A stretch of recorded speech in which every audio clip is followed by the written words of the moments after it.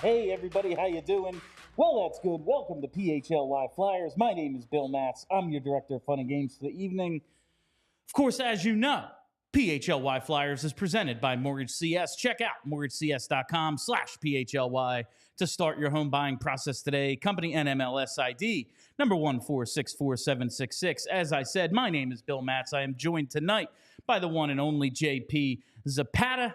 Charlie O'Connor will be by in a little bit. We have confirmation he made it home from Florida.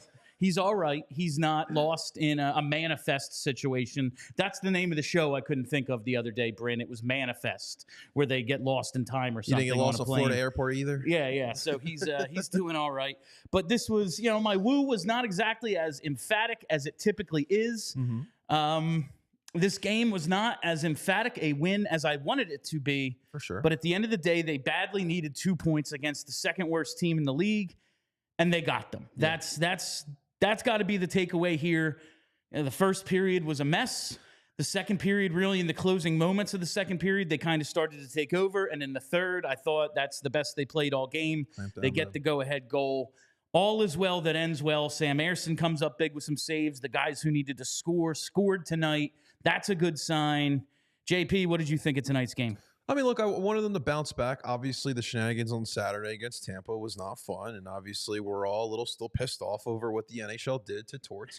we could still be pissed off about that, but I think the most important part about tonight, Bill, is that they bounced back and got the win. It was not pretty by any stretch of the means. I'm sure a lot of people are going to bring up the fact that Torts was not on the bench here today, and obviously Bradshaw was, and we'll talk about that here in a little bit. But I mean, no, I don't want to say that. Listen, they missed Torts tonight, but Bill, Torts is such a figure. He's on such that a bench. presence. Yeah. I mean, I was just thinking when I'm making the headline for tonight's show, and it's it starts, without Tortorella, comma, and then we'll see how the game goes is how I filled it out. And it's I wonder how many times this year I've used John Tortorella's name in a headline as opposed to a guy who actually takes the ice. He is kind of the face of the franchise, yes, and you wanted to see how they'd respond without him. They were very sloppy early, and that was kind of going to be my first take. If things continued the way they did in the first, maybe not the leadership and discipline we need for this team yet, but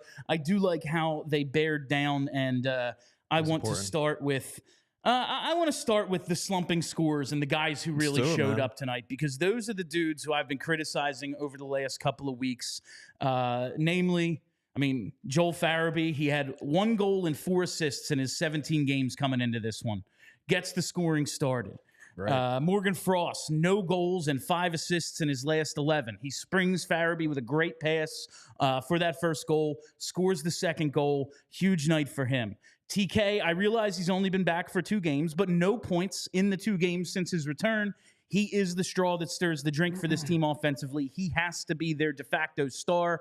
Couple of huge assists, especially that to set up Owen Tippett. And Owen Tippett, 1 goal, 2 assists in his last 9 games, comes up with the game winner tonight on the tap in on the awesome pass from TK. And we saw Tippett's face that one was a bit of a gift, and it's going to be a gif. It's going to be a meme. Yeah, it was really, there it is right there. Thank you, Bryn. It was really something special, but this is what they need now. Right before, literally as I write it in the outline, question for Charlie. Hey, where's Owen Tippett? How bad do they need him to have a takeover game where it's he's the best player on the ice for a period, a game, a couple of weeks, whatever it is when Owen Tippett is at his best?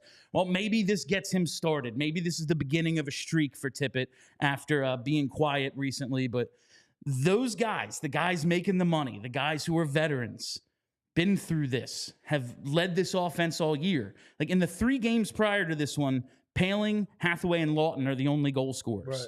That's not enough. Right. It's cool when you get offense out of those dudes, but you need the dudes I just named to really step up. Now, Sean Couturier doesn't show up on the score sheet. Cam Atkinson, did he play? I don't even. No, he was. He didn't. He was a scratch tonight, I believe. Right. So it was. We'll see about some of the other veterans getting going. But I thought this was huge for a few guys that they're going to need in this next stretch of 7 games, and really 10 games, because April 1st, after they have a couple of easy ones against the Blackhawks and Habs. You know, this was supposed to be one of the easy ones. They have on April 1st the Islanders. That's a tough one. Now they did expand their lead over the Isles tonight. They're up again 4 points, but the Isles do have the game in hand, so we got to keep an eye on that. The Red Wings got killed tonight. They're horrible lately. They've lost 6 in a row, so you keep an eye on that wild card race. It's something to look at as well. But what did you think of the top guys for the Flyers tonight? No, I want to say this as well. Like, this was such an important performance for everyone because of what the stretch is going to be for the next 6 or 7 games. But with Owen Tippett and Morgan Frost, like those two in particular, I noticed the confidence from those guys. Yeah. And, you know, obviously like the power play was like 1 for 3, 1 for 4 here tonight. It's not great, but overall, I feel like the power play in general looked much better. You heard Bush talk about it on the air as well. They just were the puck was flowing much better. The entry was much better. And I noticed a lot of Owen Tippett and Morgan Frost. And it's ironic because both those guys were able to get points, whether it be goals or assists.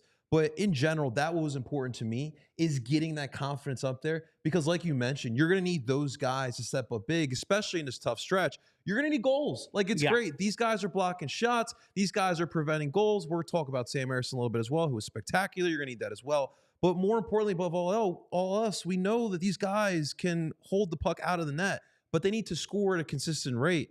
And especially, I mean, we keep battling with that power play, but I mean, if they can move the puck like they did tonight, I mean, I feel a little bit better going into the stretch, especially with that power play. 8 shots on goal for Owen Tippett tonight. That's what you want to see. Him just absolutely ripping the puck. Farabee had 4, Frost had 3, Forster had 3, or Frost had 4, Forster had 3.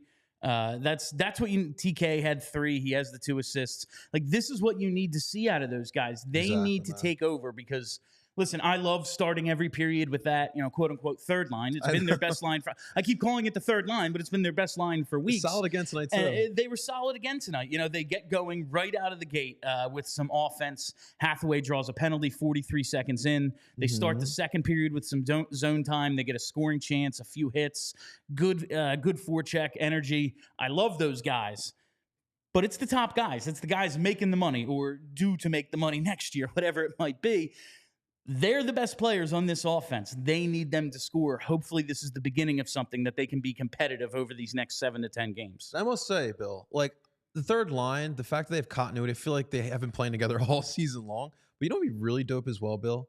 If we can get some continuity with the top 2 lines there. If we can get a set top line, second line as well. I know injuries and, you know, players declining happens, but if we can get consistent lines with the top 2, that would be really sick. And if you can get guys like Morgan Frost and your Owen Tippett going, we could probably get that consistency. Morgan Frost was on fire tonight, whether it was the power play or even strength. I thought he was one of the best players on the ice.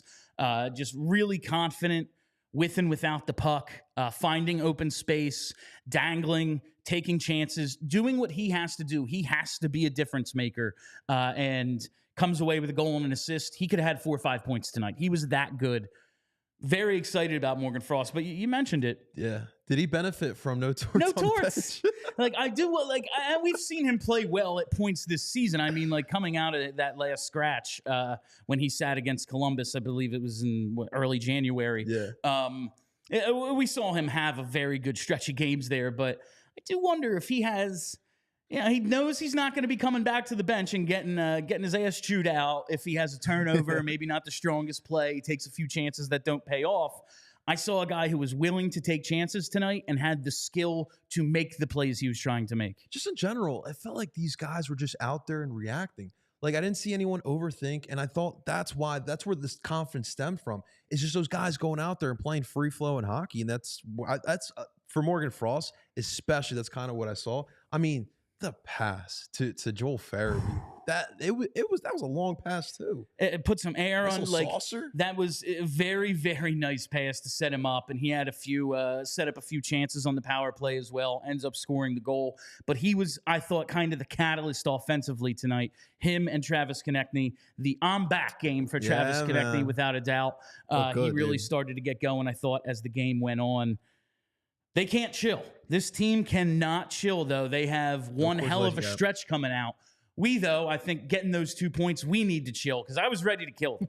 This might not have been the early season loss, but honestly, the game was more important. Like, they need these given what's coming up next. This team, they drive us nuts. We've been doing this all season. We're up, we're down. Sometimes talking about them, just talking about them, I gotta chill. And that's why I sometimes need an ice cold Coors Light. Because whether you're freaking out about, some bad penalties, your coach getting suspended, whatever it might be, you don't know what to expect out of your goaltender, the highest paid players coming up the smallest, you need to find the Blue Mountains in your fridge and enjoy a beer as cold as the Rockies. Because when everything surrounding your favorite hockey team is on fire, sometimes you just got to chill. When you choose to rise above it all, choose chill, choose Coors Light. Get Coors Light delivered straight to your door with Instacart by going to CoorsLight.com/PHLY hockey. That's CoorsLight.com/PHLY HOCKEY. Celebrate responsibly. Coors Brewing Company, Golden, Colorado. These lights are killing me tonight. Is the heat on in here and it's like 90 degrees? We actually put this new air freshener called the Ludicrous Wings from Chicken.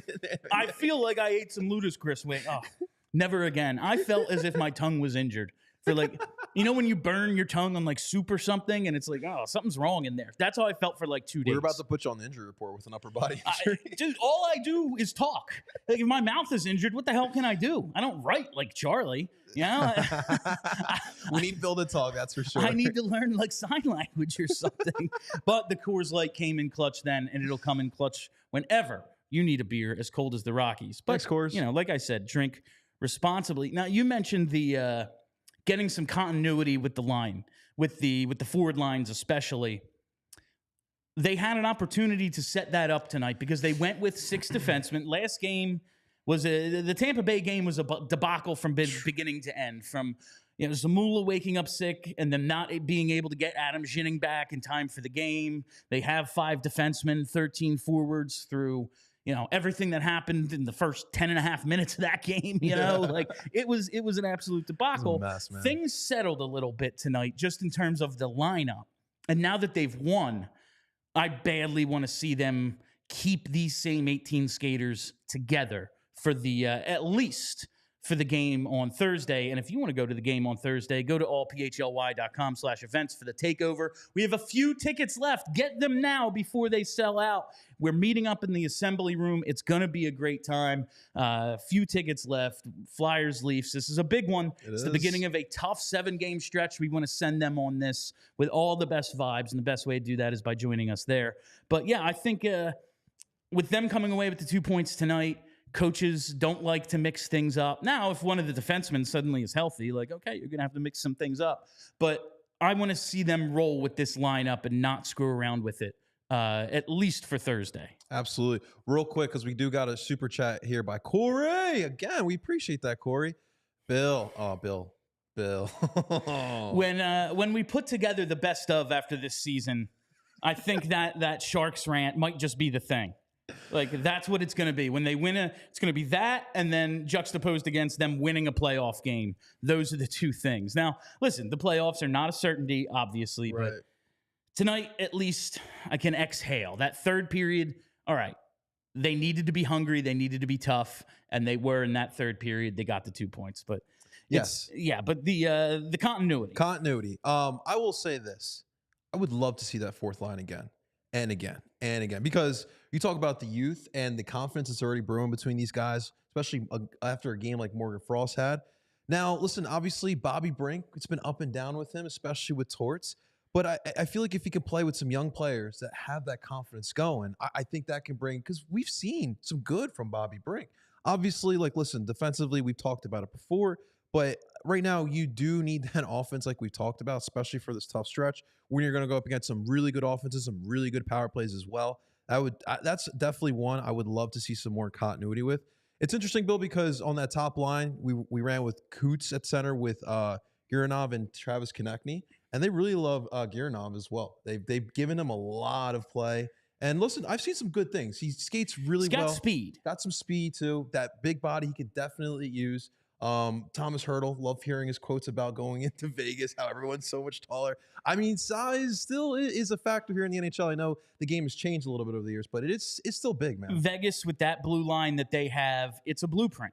Like and the Flyers very much believe in size, especially in the playoffs. That's a guy I think that they want for this run. And I'm looking forward to asking Charlie about what he thought about both Denis Gurianov and Eric Johnson tonight, who looked like he might have a little bit left in the tank. Man. Yeah, I was very happy to see them.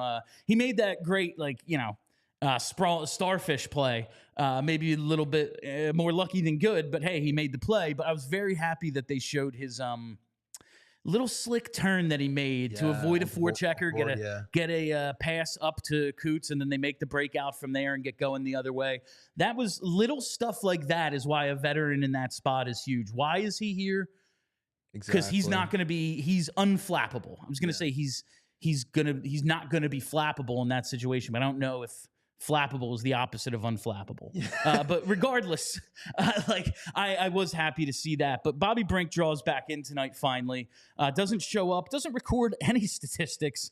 Zeros across the board, no shots on goal, no hits, .951 by far the would you fewest. Take that from Bobby Brink or that from Cam Atkinson? If someone's going to not show up on the score, that's a great point. If someone's going to not show up on the score sheet, I want Bobby Brink either to play himself in or out of the lineup and learn what these games are. How even a game, I realize like the Sharks aren't exactly the Leafs or the Bruins or the Canes or any of the teams that they're going to see over the next couple weeks. But this was a grind. It was as close to a must-win game as you can have with a ton of games left, and you're still sitting in a playoff spot. But you needed these 2 points, and he got a little taste of a very important game tonight. That's what this year's about. It's why they're not tanking. It's why they're trying to stay competitive through the rebuild, so the young guys get a taste of what it takes or what you can't do. Bobby Brink got that taste tonight. I would like to see a little bit more out of him. I thought there were a couple of times he had an opportunity, but it's his first game back in a little bit. If someone is going to contribute nothing, I'd rather it be him than Cam Atkinson. Yeah, and Charlie always talks about this too, especially with some of the younger players. I mean, you're going to get some good moments. Like Bobby Brink, 2 weeks ago, he had back-to-back games with a goal. And I think it was in that same Washington where he gets that goal, he has that mishap on that wraparound from Carlson. So you're going to have to go through the bumps and bruises. That's just a part of developing young players, but you're just hoping that they are able to grow into players that help you win a championship. And I think that's a great segue. The bumps and bruises and how you respond. We've talked about how this team responds all year. Sam Ersson tonight, man. He's had a few clunkers this year. That first Anaheim game, I think he wore all 7 goals in that one. That stands out, but I don't know if I've seen him worse than he was in Tampa. He was dreadful, gets pulled out halfway through the first on the 4 goals. Absolutely horrendous. Comes back and plays one of his better games of the season. Big bounce back. I mean, that stop on the breakaway in the third, right before the Tippett goal, basically, that changed the game. Like that, as much as anything, won them the game tonight. Yeah. I mean, we always talk about it. Sam always has this thing where he's short-term memory, man. And when he needs to, he will forget about it and bounce back. And that's kind of what we're talking about here. He looked fantastic again. But can we do him a little bit of a favor? Like, I know it's the San Jose Sharks. And, Bill, you gave me a really good stat. The Sharks have one of the better power play teams in this past month. This month, they came in, since March 1st, they come in tonight, 46% on the power play, and they go 2 for 5 tonight for 40%. You can't give them 5 opportunities, Bill. The discipline tonight was absolutely an issue. But a little more on Ersson. I did another podcast the other night. I appeared on Edge of PHLY Sports, and they're asking about Ersson. It's very fair. Coming out, and you look at his full season numbers, and they're not impressive. If you watch him every night, you go, okay. And Charlie had some stats today, like his above average, his goals save above expected games, 2 or better. He's had as many. His percentage of starts is the same as Demko and Hellebuck, the 2 best goalies in the league. His horrible games, though, well above anyone. Those guys are 4%, and he's at 15. He's got to cut those out if he's going to be a consistent number 1 in this league. But I was asked, why do you believe in Ersson? Yeah. And like, I mean, you see the talent, you see the games where he's real good, but throughout the season, he has shown that mentality, and I've likened it to whether you're, a closer and you give up the home run to blow the save, or you're a quarterback and you throw that pick.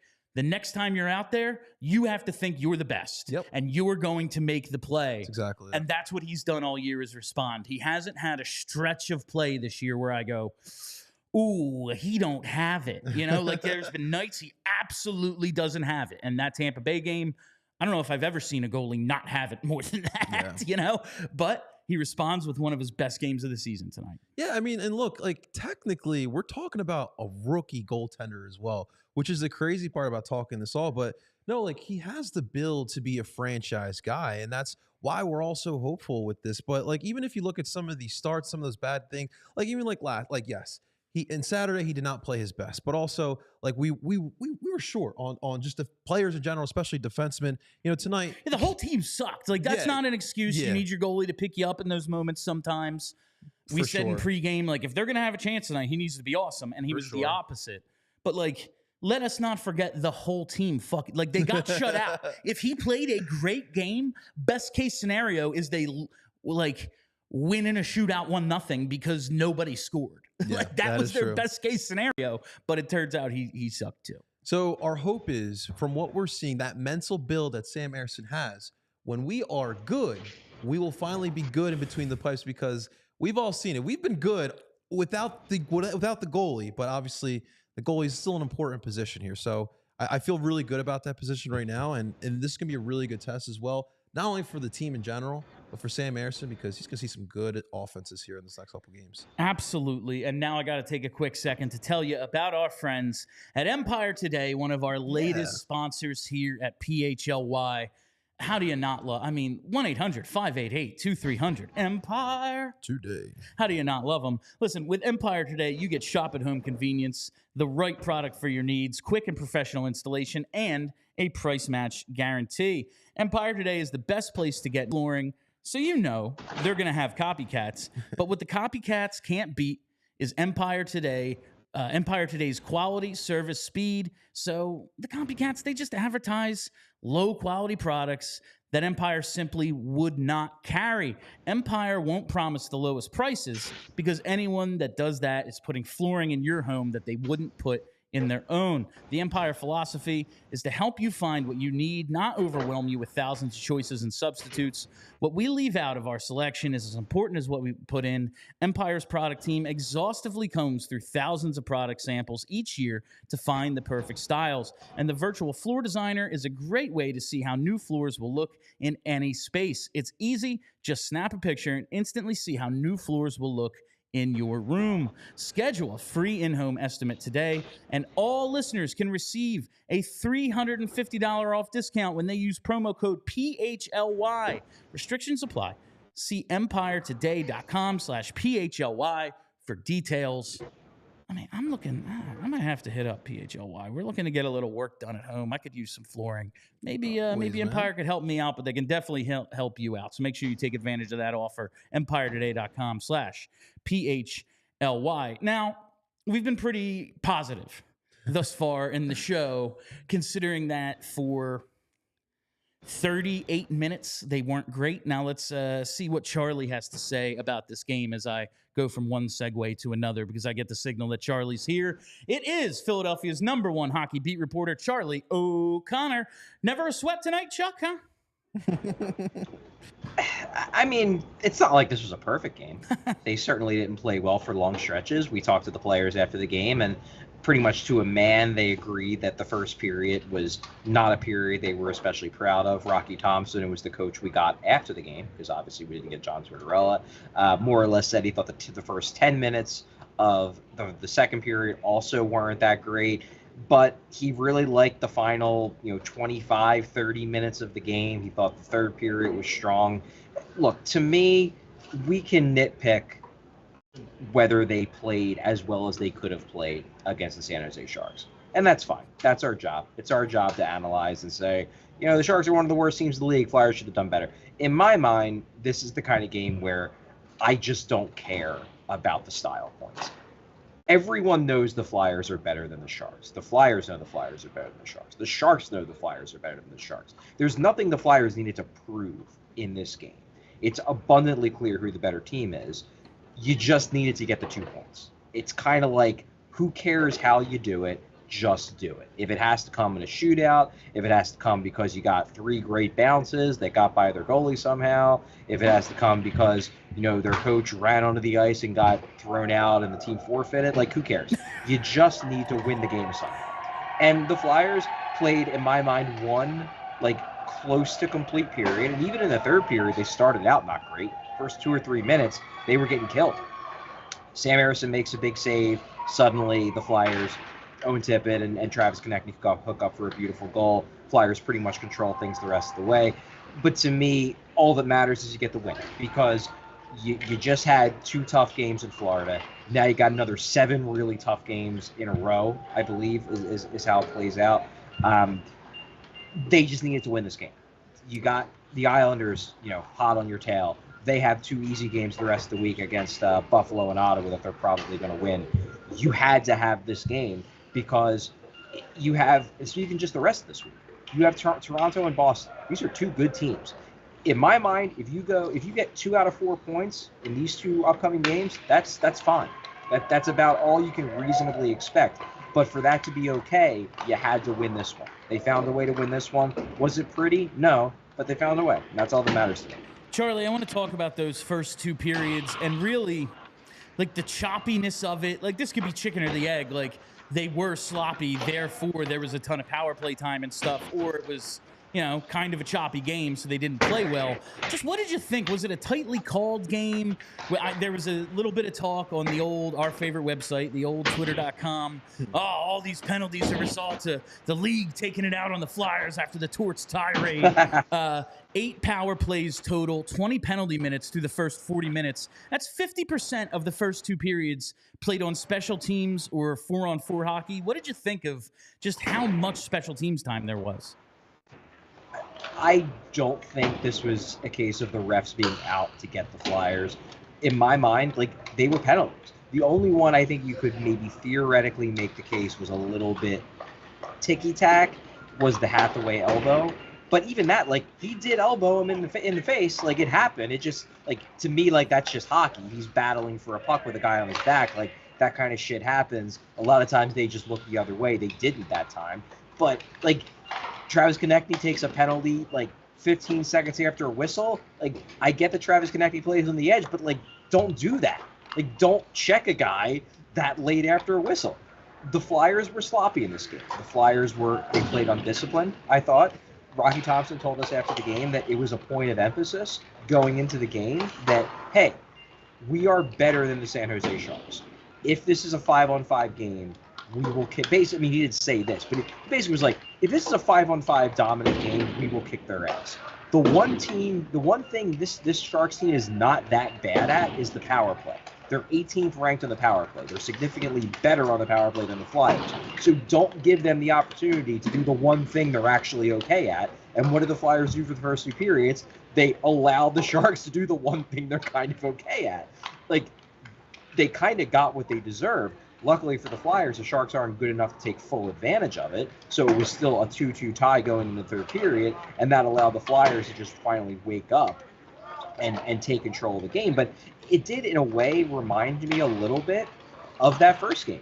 These 2 teams played against each other. That famous loss where they were the first loss to the San Jose Sharks this season. But if I remember correctly in that game, the Flyers it was kind of the same thing where they sort of sleptwalked through the first 2 periods. Then they woke up in the third and realized, oh shit, we might actually lose this friggin' game. And they tried to come back and blow them out of the water, and they outshot them like crazy. But the thing is, they were already trailing.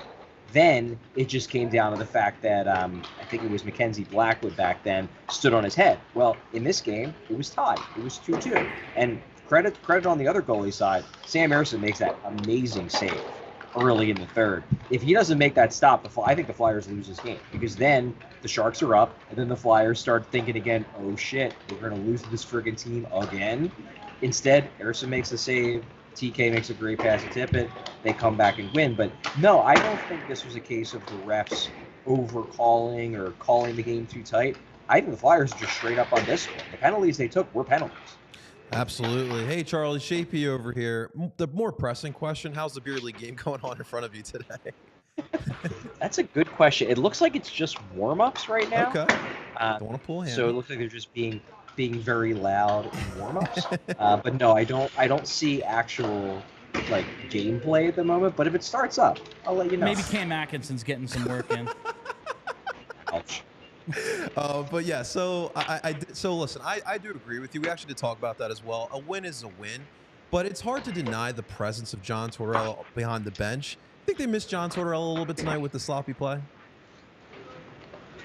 Is it possible? Maybe. What I will say is, like, look, maybe Tortorella's presence maybe strikes a little bit of fear in their hearts, and maybe they don't go that lackadaisical for the first 35 minutes of the game the way they did. However, the flip side of that, and this was a theory that a few of us beat writers were bringing up as we were waiting for the elevator back up. The flip side of that is, I think one Morgan Frost might have benefited from there being no John Tortorella behind the bench, because no longer did he have the mean man ready to yell at him at every mistake he made. So instead, Morgan Frost plays loose, and I thought this was Morgan Frost's best game in a month. Like, he was like peak Morgan Frost in this game, and not just because he got the points. He was taking over shifts. He was great on the power play even before he scored the goal. And I do wonder if the lack of John Tortorella being behind the bench ready to yell at Frost when he turns the puck over, I wonder if that might have helped Frost just a little bit in terms of confidence. Fire towards. Yeah, Charlie, no, I honestly, I don't know if that's 100% it, but the confidence I saw and maybe lack of fear of making a mistake, there was, I think it was a power play shift in the third where he's dangling near the blue line, near the top of the zone, and it's like, this is oh shit, what's about to happen? Is he going to get poke checked and we have a breakaway the other way? And he makes a series of moves that you have to be confident in. You have to be not afraid to make, and he made them. And I was like, oh, maybe there's something to this. He's not afraid of getting yelled at by Torts tonight. But since you bring up Morgan Frost, we mentioned him in a series of dudes who stepped up tonight. In the previous 3 games, they got goals out of Scott Lawton, Ryan Poehling, and Garnett Hathaway. Now, it's nice when those dudes produce offense, but if you're leaning on them, you're going to lose a lot more than you win. Tonight, Owen Tippett, second goal in 10 games. Joel Farabee, second goal in 18 games. Frost with the 2 points. He'd had no goals and only 5 assists in the last 11. What did you like? How big is it to have the guys that you actually count on for offense going, including TK, who it's only been 2 games, but no points since his return. Tonight, the 2 assists, that one huge one for the Tippett goal. How big is it for those guys to be going heading into this stretch? Yeah, I thought that was the most positive development of this game for the Flyers, was the fact that when you play against a team that's way down the standings, like the Sharks, a team that isn't that great defensively, when that happens, it's the opportunity for guys that are on cold streaks to break it and to get going. And yes, this wasn't the best all-around game by the Flyers. They are fully capable and fully talented enough to beat this team 6-1. But the fact that this game at least lets guys like Morgan Frost and Joel Farabee and Owen Tippett feel a little bit better about their games going into a bunch of matchups against teams where they're going to need those guys to be scoring if they want to have any chance of beating teams like the Bruins and the Leafs and the Hurricanes and the Rangers. Like, they can't compete with those teams unless they're top-end guys. And the Flyers, the Flyers' inherent flaw, and I talked about it in the column I wrote today for all PHLY, the Flyers' inherent flaw, which everyone knows from the organization down to the fan base, is that the Flyers' top-end guys, generally speaking, aren't at the level of the top-end guys of the true cup contenders. But their top-end guys are still pretty good. It's just they need to play like top-end guys if they're going to compete with the top teams. And I'm not saying for an 82-game season. I'm saying on a given night. They're going to need Joel Farabee, Travis Konecny, Morgan Frost maybe, but Owen Tippett definitely, Sean Couturier definitely. They're going to need those guys to be playing really well if they want to hang on and hold their own against the really good teams of the East. And this was an opportunity against a team that isn't very good in San Jose, against a team that isn't the sharpest defensively, for some of those guys to get going. Now, did all of them get going? No. The Flyers still have quite a few guys that are cold.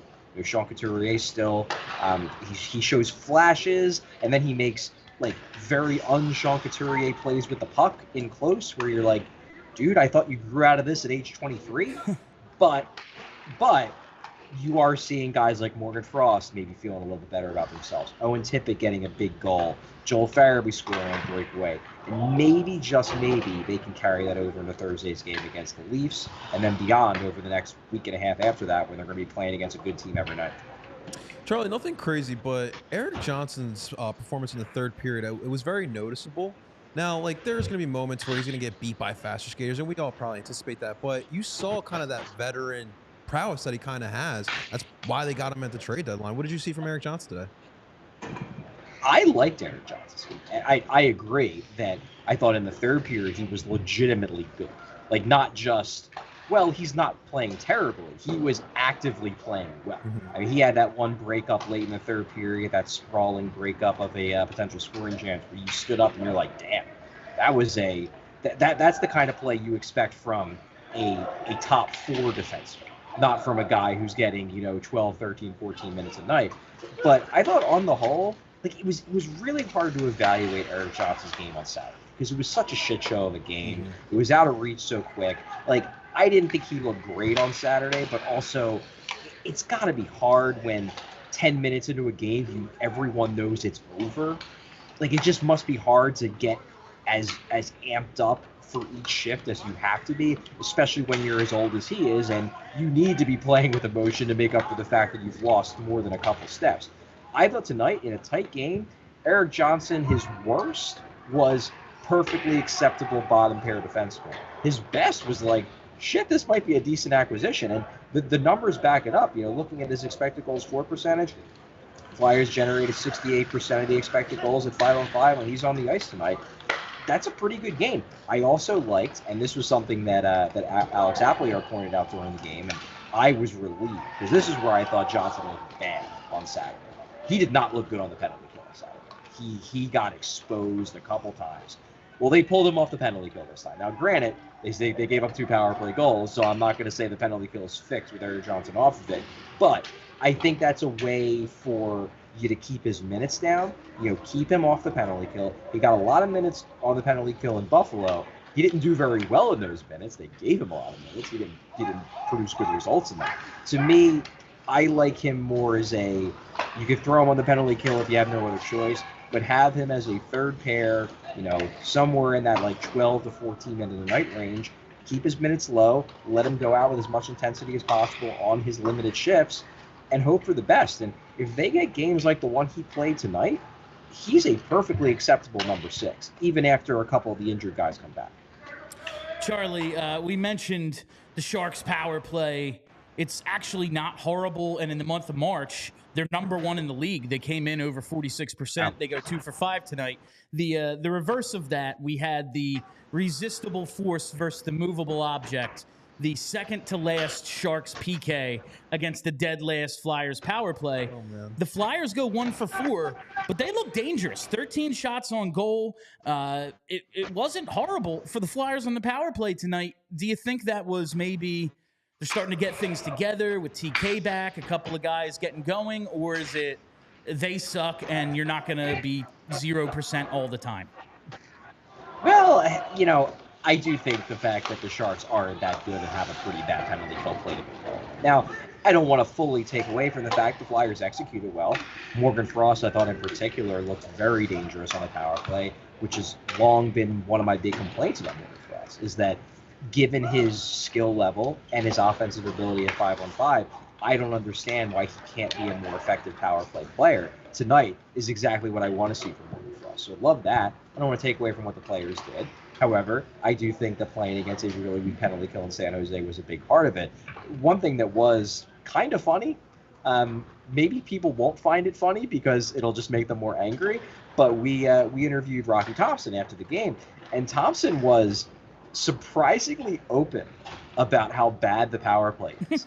He basically kicked off a question with the power play because I think it was Jackie from the Inquirer asked about using Dennis Gurianov on the power play on the second unit, like basically why are you doing that? What did you see? And he talked about how, well, he's a shooter. He's got a really good one-timer. He used it in Dallas. And then he basically said, oh, our power play stinks anyway, so it's kind of like, why not? And then he said it again, that like, well, we haven't been able to figure out the power play, so we're kind of just like trying things. And there was like, he's not wrong. It's just that he's the power play coach. Like there was a little element of the meme where the guy's wearing the hot dog costume, and he's just like, we're just trying to look for the guy who did this. Like, Rocky, it's you. You're the power play coach, which like I laughed at, but I do respect that Thompson knows that he hasn't been able to figure out the power play. Like he's not trying to hide that the power play stinks. It's just like, man, I wish you could fix it. Just because you mentioned Denis Gurianov, I get like everyone knows who Eric Johnson is. He's been in the league since we were in high school, Charlie. Denis Gurianov, he popped in that one playoff for Dallas. He's bounced around since then. Didn't play a ton in the NHL this year. They're giving him a shot. I like what I'm seeing out of him in limited minutes. I wonder if he's maybe a little repetitive with they have Scott Lawton, they have Ryan Poehling. He just maybe seems more the same. But I'm not disliking what I'm seeing. What do you see out of Gurianov? I see a good set of tools. Like he has the skating ability. You can see that pops. He's got a shot. He's obviously got size. Like the tools are there. There's a reason why this guy was a first-round pick back in, I think, 2015. It's been a while, but he was a first-round pick, and it's because the tools led people to believe this guy could become an impact player. And at times in Dallas, he looked like a future impact player. Like I have a few friends that are Dallas Stars fans, and they love the guy. It was like, oh man, when he breaks out, he's going to be awesome. And then he just never really broke out, and now his career's kind of in limbo. I'm skeptical that he has the hockey IQ to really take advantage of it, but why not? Like the two guys they scratched tonight are Nick Delorier and Cam Atkinson, and like I'd love to see Cam Atkinson figure it out, but at this point, I don't think you can really depend upon it. So if the choice is between Cam Atkinson, who I don't know whether he's like just cooked entirely as an NHL player or if he's just not going to do it this season because he missed the entirety of last year. I don't know the reason. What I can tell you is that when Cam Atkinson's been out there the last month, he just hasn't made really any impact whatsoever. So if I have a choice between him and Gurianov, who like maybe can have an impact, I'm going to go with Gurianov and just see what happens. Absolutely. Listen, we all know it's the Sharks, but we do gotta show some love to Sam Ersson because obviously it was a tough one on Saturday. Want to see how he bounced back here. 27 saves off 29 shots. And obviously, look, if you hold off the Sharks off a couple power plays, might be a different story. What'd you see from Ersson today, Charlie? I thought he was really good. I think that I pointed this out on Twitter today about the fact that he's right up there with some of the best goalies in hockey in terms of the percentage of like legitimately good starts where he stops more pucks than expected. Like he's right up there with Thatcher Demko, only a little bit behind Connor Hellebuck. Most of his starts are good. The thing is that when he has a bad start, it's real bad. And he needs to work on like turning, if he just doesn't have it one night, he has to be better at limiting the damage. And I think that's what you saw against Tampa, where he clearly didn't have his A game, but he allowed a night that could have just been him having his C+ game into him having a D- or an F game. And like that's where he needs to improve. But Rocky Thompson straight up said tonight, he's like, when there's a shot on goal and Ersson's in net, I'm not worried. I expect him to stop it. And I think all the players on the team believe that as well. To me, with Ersson, it's kind of like once you get past the first 5 or 6 minutes and you realize that, okay, we've got good Ersson tonight, you're kind of set. Because like once he's established that this is one of his good nights, which by the numbers, 2 out of every 3 nights for Ersson has been a legitimately good night. Once you realize it's one of those nights, then you're pretty much golden. And that's what happened tonight. He played a great game. And, you know, granted, it's not like he's facing off against a bunch of top-notch shooters. The Sharks aren't filled with a ton of talent. But they had their chances. And Ersson made some big stops. I point to that one really big stop he had early in the third period that could have turned this game. He gives up a goal there. I think the Flyers lose. Instead, he makes the save. It's a tough stop. And then right after that, Travis Konechny moves the puck down the ice and finds Owen Tippett for an easy goal, and Flyers are off to the races. So I think Ersson was a huge part of this game, and I give him a lot of credit for bouncing back. Absolutely, Chuck. Like looking at that, those stats you tweeted earlier, it was like 65, maybe close to 70% of his starts are like A plus games, but then like maybe 15 or so percent, they're Fs. He just has to remember what I learned in college. C's get degrees, bro. Averages just fine sometimes, my friend. And with that, we will get to Charlie O'Connor's 3 stars of the game. Let's lead it off with star number 3. All right, star number 3. I will go with one Owen Tippett. He obviously scores the game-winning goal.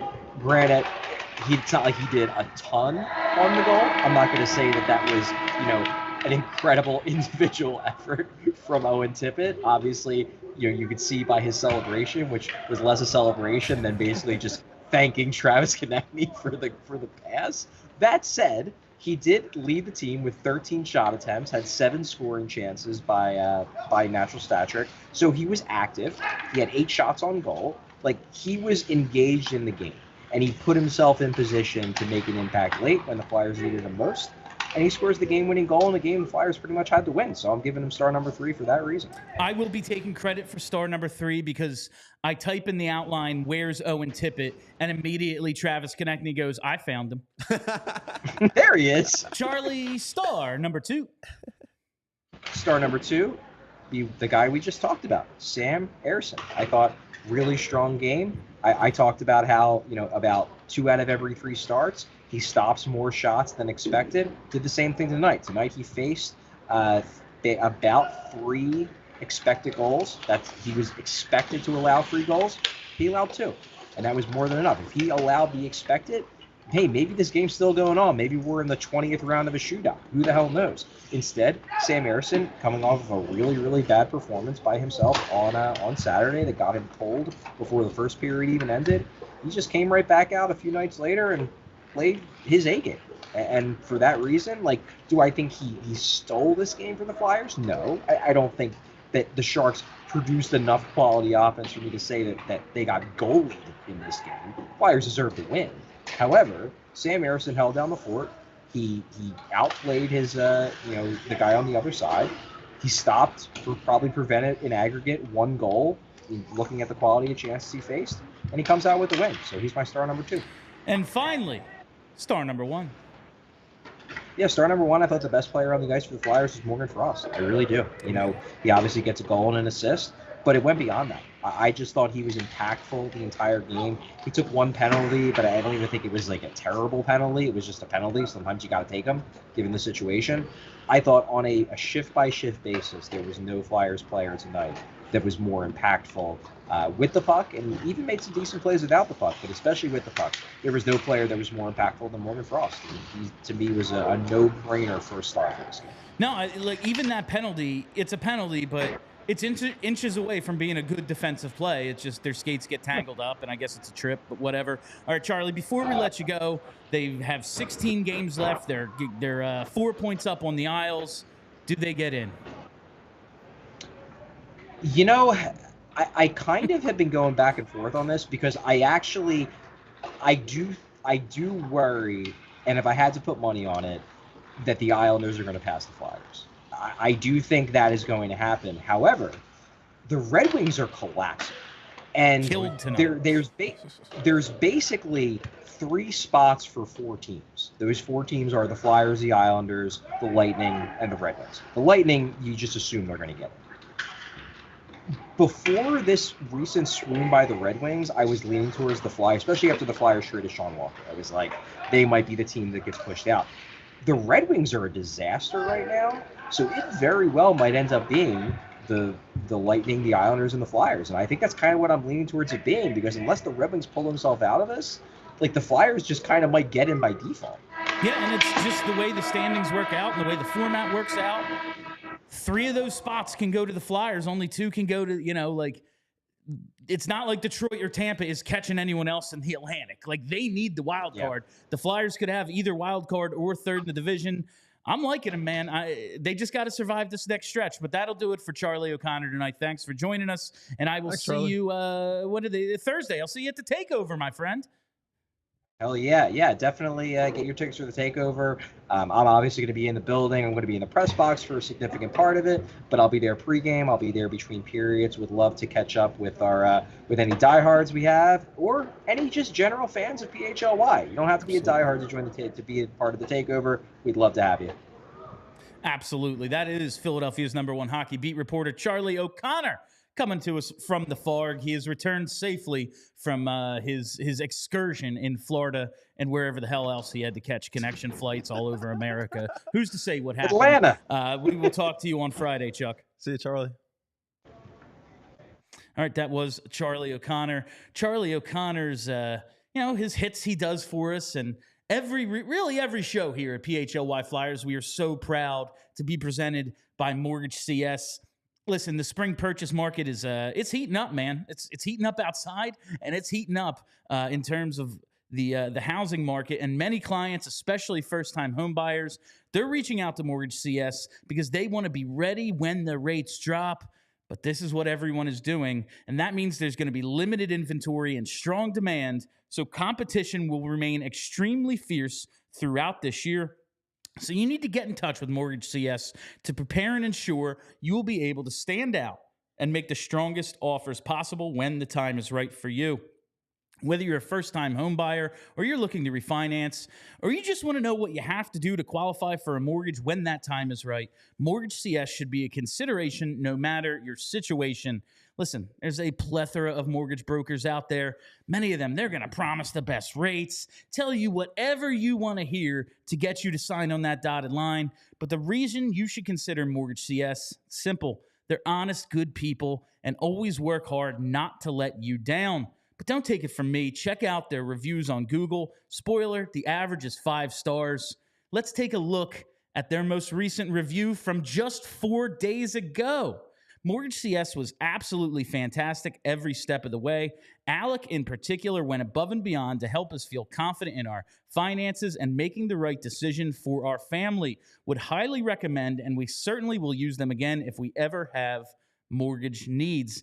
And isn't that the greatest recommendation when you say, I went with them, I couldn't be happier, and I'm going to use them again? And this is no simple thing, like this is a mortgage. This isn't, oh yeah, man, like that place around the corner from me, decent sandwich, like I'll probably go back. No, this is saying the next time I take on a mortgage, I will go with this company. So when you hear the word mortgage, think Mortgage CS. Think of Ben and Alex. Save Ben's telephone number, 267-391-7425. Save it to your phone. You can email Ben at mortgagecs.com.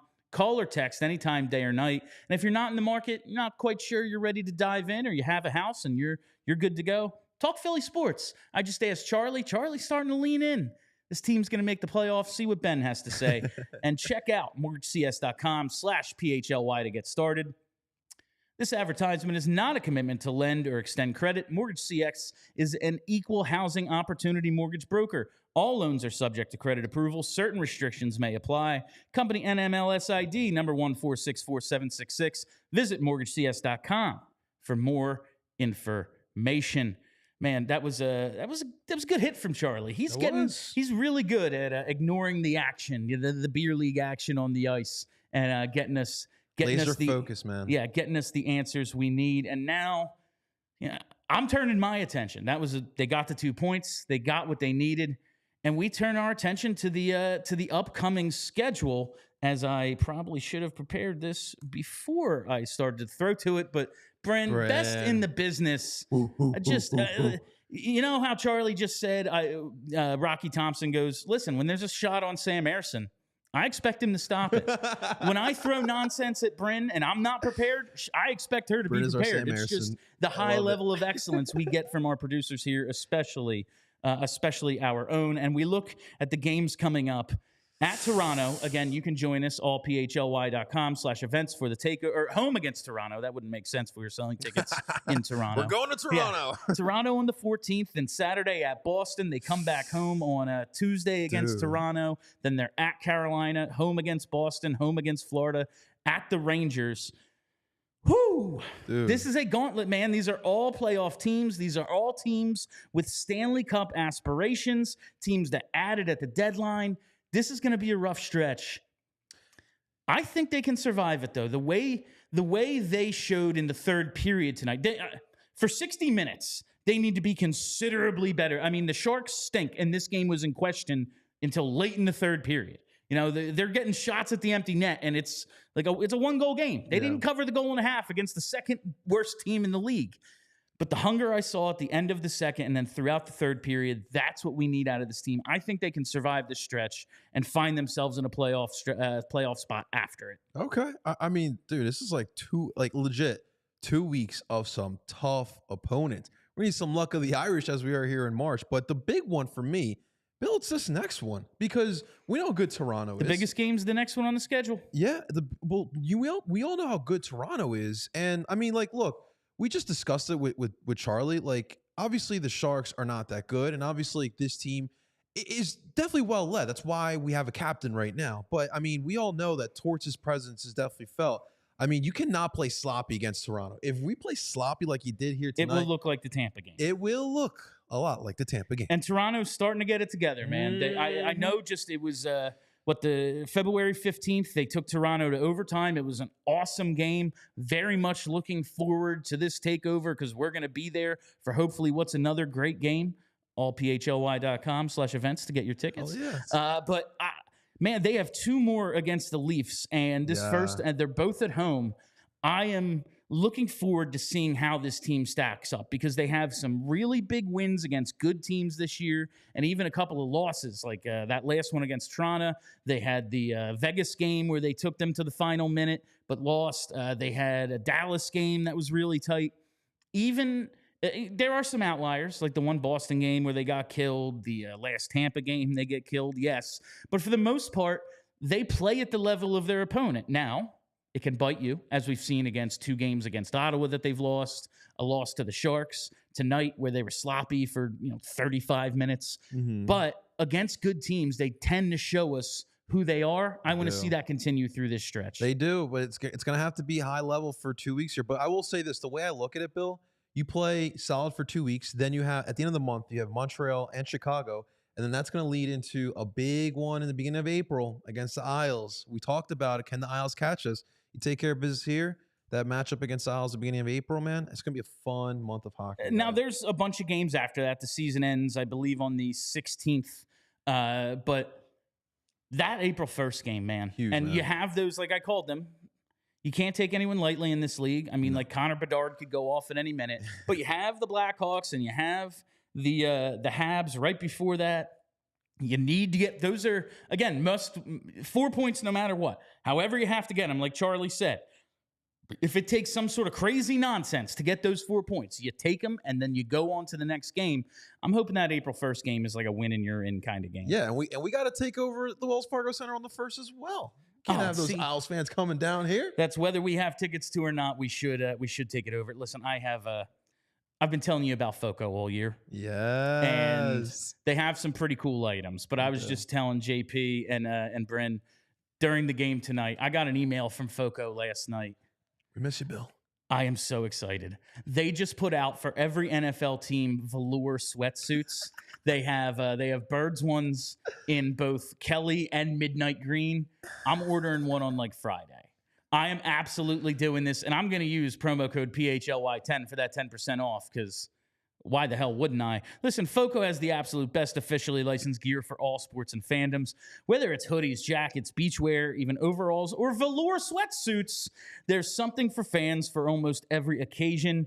Maybe you're in that market for some accessories, toys, or collectibles for your man cave, she shed, or podcast set. You've got to use FOCO for all your team gear needs. FOCO always has our back for Philly sports, and they have yours too. Get the best gear around by using the link in the description of this show. And for all non-presale items, and this applies to the velour sweatsuits, it's already in my cart. Use promo code PHLY10, that's PHLY10 for 10% off at FOCO today. Now, I sold that for you, FOCO, and now I have to make a request. I'm going to buy this thing, all right? I'm going to spend my money on one of our sponsors. You need to put out an orange. You need some NHL velour sweatsuits too. If there's ever been anything I need to wear at the parade, listen, the orange tux is dead. It died in the dunk tank last year. That was the last time. Listen, it got me from my senior prom all the way up till I was 34 years old in the dunk tank at the Flyers Carnival. It's gone. I need to replace it with an orange velour Flyers sweatsuit. Foco. So come on, man. So check out Foco.com. So does that mean we're doing espressos on live shows? Virginia Slim, slicking back her hair? Oh, we can slick back the hair. Absolutely. Oh, we can 100%. If they would let me smoke on this show, we could do 2 hours. The reason I wrap up shows is like, all right, I'm done. Like, gotta go. So we'll see how that goes. But that is pretty much all the time we have for you on PHLY Flyers tonight. Like I said, I gotta go. But I want to remind you all to make sure, again, allphly.com/events. Go to the takeover. Yes. We are celebrating a Sharks win by selling this thing out. There's only a few tickets left. Make me proud. Join us for our meetup and the takeover at the Wells Fargo Center on Thursday for the Leafs game. It's a big one, baby. And on Sunday, St. Patty's Day. What are your plans for St. Patty's? Mine, I just mentioned the Flyers Carnival. We're going back. The Flyers Charities Carnival is this Sunday. It's St. Patty's Day at the Wells Fargo Center, and we're going to be there live. We were there, Charlie and I, along with the rest of Broad Street Hockey this year. They want us back as PHLY Flyers this year. We're going to be doing a live show. We're going to have some outstanding guests, so even if you can't go, make sure you check it out right here on the YouTube page. But it is going to be a ton of fun, and I don't know if they've nailed down Charlie yet. You know, he is a capital J journalist, but he did it last year, so maybe. But I will 100% be back in the dunk tank. And while the orange tux has died, I got a little something special for you for Sunday. Don't want to miss it, so guys. Make sure you come on out to the Flyers Charities Carnival. That is all the time we have for you on PHLY Flyers tonight. Flyers with a big win against the San Jose Sharks. I'm done selling you stuff. I did enough tonight. My name is Bill Matz. For JP Zapata and Charlie O'Connor, have a great week, Philly. See you guys. We all silly like the mayor.